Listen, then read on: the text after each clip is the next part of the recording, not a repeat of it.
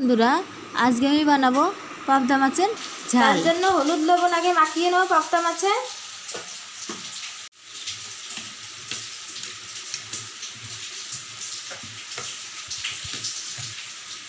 মাছটা মাখা হয়ে গেছে, আমি এখন কড়াইতে তেল দিয়ে দেব। তেলটা আমার গরম হয়ে গেছে, মাছগুলো আমি একে একে দিয়ে দেব।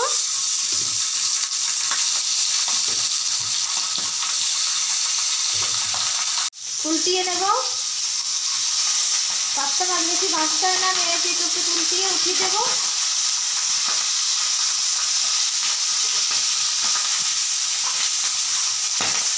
আমার মাছ হয়ে গেছে, আমি উঠিয়ে দেব। আমি হালকাই ভেজে নিয়েছি, বেশি ভাজিনি। আপনারা চাইলে কড়াও ভাজতে পারেন। আবার একটু তেল দিয়ে দেব কড়াইতে।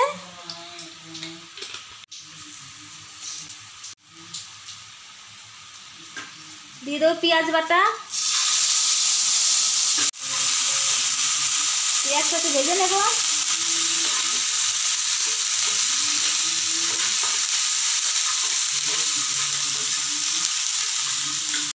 এই যে একটু কাছে এসে কবে এই জায়গা দিয়ে দেবো আদা বাটা, লঙ্কা বাটা।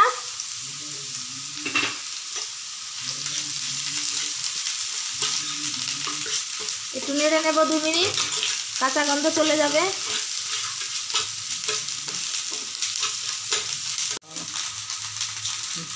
দিয়ে দেবো টমেটো পেস্ট দেবো, একটু ভেজে নেব। এবার দিয়ে দেবো স্বাদ অনুযায়ী লবণ, দিয়ে দেবো হলুদ গুঁড়ো, দিয়ে দেবো লঙ্কা গুঁড়ো, একটু জল দিয়ে দেবো।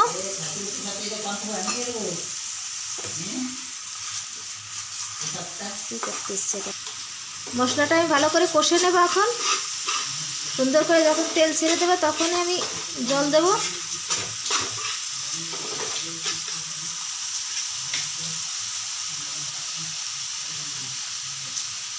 কাঁচা লঙ্কা রেখে রেখেছি, সেটাও দিয়ে দিলাম।